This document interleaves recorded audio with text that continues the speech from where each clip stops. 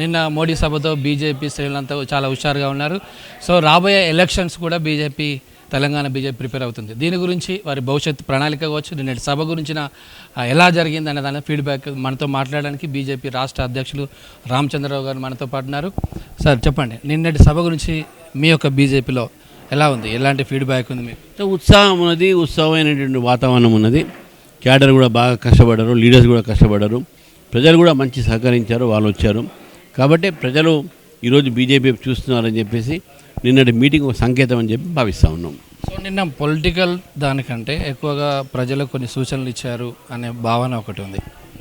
ఇప్పుడు పొలిటికల్గా ఎప్పుడు జనరల్గా మాట్లాడతారు ఎక్కువ అంటే రాజకీయ పరిస్థితి ఉంటే, అంటే ఎలక్షన్స్ ఉన్నా ఇది ఉన్నా అనుకుంటా. ఇప్పుడు అటువంటి ఏం లేవు. ఇది ఆయన అభివృద్ధి కార్యక్రమాలు వచ్చాక మేము పబ్లిక్ మీటింగ్ పెట్టినాం. సో కాబట్టి పొలిటికల్ మ్యాటర్ కన్నా పొలిటికల్ మాట్లాడారు, దాంతోపాటు సామాజిక అంశం కూడా మాట్లాడారు. అంటే తెలంగాణ బీజేపీకి నిన్నటి సభ రేపు జిహెచ్ఎంసీ ఎలక్షన్స్ కానీ జనరల్ ఎలక్షన్స్ కానీ ఎలాంటి మీకు ఎఫెక్ట్ పడబోతుంది, అంటే ఎలాంటి ప్రభావం చూపెడుతుంది మోడీ? ఇది ఆక్సిజను, ఒక మంచి ఒక వాతావరణం నిర్మాణం అయింది, ఒక ఉత్సాహం కూడా ప్రజలు ఉన్నది, కార్యకర్తలు ఉన్నది. ఇది ఒక ప్రత్యామ్నాయానికి దారితీస్తుందని చెప్పి నేను భావిస్తాను. డబుల్ ఇంజిన్ సర్కార్ అన్ని రాష్ట్రాల్లో వస్తుంది, 21 రాష్ట్రాల్లో వచ్చింది. మరి మన తెలంగాణ సాధ్యమైద్దా? తప్పకుండా అది కూడా మీరు వెయిట్ చూడండి. 2028లో డబుల్ ఇంజిన్ సర్కార్. కాంగ్రెస్ పై తీవ్ర విమర్శలు చేశారు, దానిపై మీరేమంటారు?